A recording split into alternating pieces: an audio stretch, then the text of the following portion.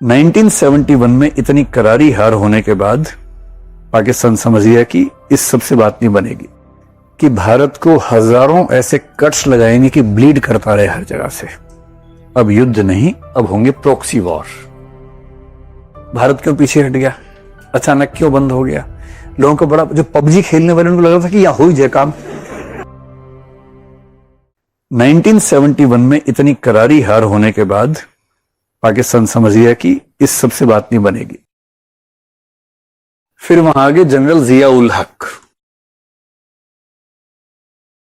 लगभग 10-11 साल तक वहां के शासक रहे। पाकिस्तान के इस्लामीकरण में सबसे बड़ी भूमिका उनकी थी और उन्होंने बहुत प्रसिद्ध मुहावरे कहे। एक मुहावरा यह है कि भारत को हजारों ऐसे कट्स लगाएंगे कि ब्लीड करता रहे हर जगह से। अब स्ट्रेटेजी बदल गई, युद्ध नहीं करना है, अब वूंड्स देने हैं, कट लगाने हैं, घाव करने हैं। और घाव करने के लिए युद्ध कौन लड़ता है? वो 1980s से कहते हैं कि अप्रोच चेंज हुई, अब युद्ध नहीं, अब होंगे प्रॉक्सी वॉर। क्योंकि युद्ध में इतना खर्चा होता है कि मूर्खता है।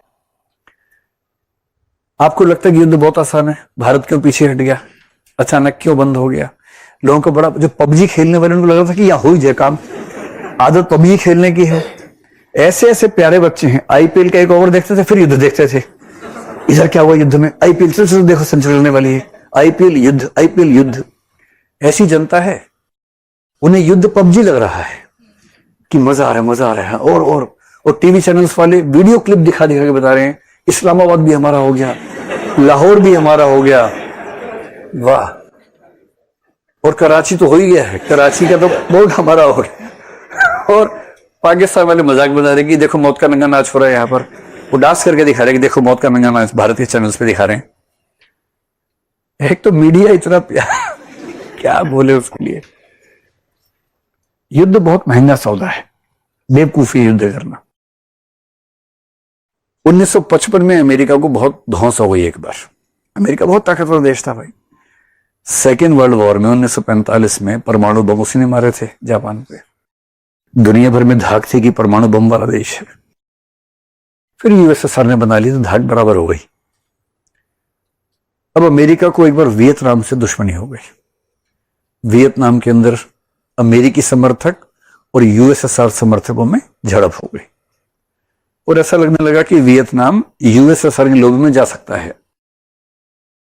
तो यूएसएसआर की लॉबी में ना जाए इसलिए अमेरिका ने हमला कर दिया उसके ऊपर।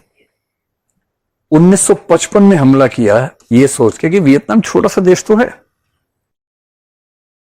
1975 में अमेरिका हार के निकला वहां से।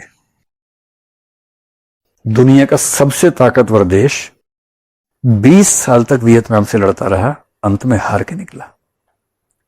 क्योंकि दुनिया कह रही है अमेरिका वियतनाम युद्ध, पर पर्दे के पीछे वियतनाम नहीं यूएसएसआर है। अब अमेरिका क्या करे? अमेरिका के 58-60 हजार सैनिक मरे उस युद्ध में। पूरे अमेरिका में विरोध हो गया सरकारों का कि इसलिए तो हमारे बच्चे नहीं है कि आप वहां जाके मरवाओगे उनको। भाई ये होती युद्धों की कीमत। रशिया को लगा कि यूक्रेन तो छोटा सा, पी जाऊंगा उसको 4-5 दिन में। 2022 की बात है ना, 2022 में फरवरी महीने में यूक्रेन पे चढ़ गया। अब इंटरेस्टिंग बात, मेरे एक रिश्तेदार, बहुत नजदीकी रिश्तेदार, यूक्रेन की राजधानी में रहते थे उस समय, कीव में। युद्ध हुआ तो बोले कि सच में हो रहा है कि मजाक चल रहा है। मैंने कहा भाई बहुत तो सच में रहा है, पुतिन का भरोसा नहीं। तो बोले हम निकल जाएं। मैंने निकल ही जाओ। तो थोड़ा उन्होंने देर की, कुछ लोग आ गए कुछ नहीं है। तो फिर भारत सरकार ने जब ऑपरेशन चलाया ना, फिर उसमें वो आए। तो मुझसे एक बार बात चल रही थी मजाक में कि सामान वामान तो कैसे ला पाएंगे। मैंने कहा सामान मत लाइए, 1-आध महीने की बात है, वापस जाएंगे आप।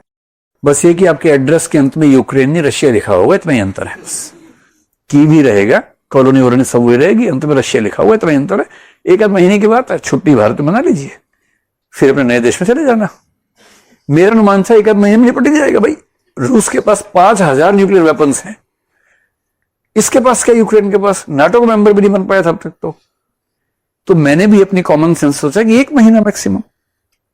3.5 साल हो चुके हैं, युद्ध खत्म नहीं हो रहा, और लोग कह रहे हैं कुछ भी कहो ज़ेलेंस्की में दम तो बहुत है, अकेला भिड़ गया है। यही है ना ज़ेलेंस्की, कि ज़ेलेंस्की में दम तो बहुत है, अकेला भिड़ गया, ट्रंप के साथ मानना पड़ेगा। अकेला नहीं है, उसको पता है कि मेरे पीछे पूरा यूरोप बैठा हुआ है। ये युद्ध रूस और यूक्रेन का नहीं है, रूस और नेटो का है।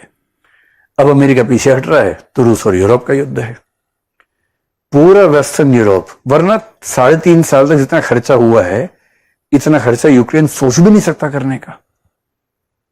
तो जो युद्ध आपको दिखता है ना कि ये तो भारत पाकिस्तान युद्ध है, ऐसा नहीं होता है।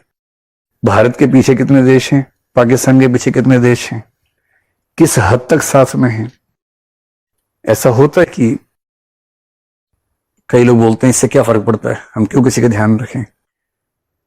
इंटरनेशनल रिलेशन से बिरादरी के बिना काम नहीं चलता है। पूरी बिरादरी बैठती है, खाप पंचायत बैठती है वैसे ही, और उन सबको सांस लेके चलना पड़ता है। अकेले इतनी ताकत हमारे पास नहीं है कि हम अमेरिका से, यूएसएसआर से भिड़ जाएंगे, आज नहीं भिड़ सकते। इसलिए अब जमाना है प्रॉक्सी वॉर का, कि युद्ध ना करेंगे, ना अनाउंस करेंगे, ऐसे काम करके आ जाएंगे। और पाकिस्तान इसमें एक्सपर्ट हो चुका ठीक ठाक। कहने वाले कहते हैं कि हम भी एक्सपर्ट हो चुके हैं, बलूचिस्तान में चीजें ऐसी नहीं हो जाती हैं, हमें नहीं पता, हम तो मानते हैं ऐसी हो जाती हैं क्योंकि वहां के लोग चाह रहे हैं आजाद होना। पर हमें पाकिस्तान के बारे में ठीक से पता है। 2008 में उन्होंने मुंबई में काम किया, 16 में उड़ी में किया, और 2019 में पुलवामा में किया। इसलिए मैं कहता हूं कि जब आपको तुलना करनी हो, युद्ध की तुलना युद्ध से कीजिए, ऑपरेशन की तुलना ऑपरेशन से कीजिए।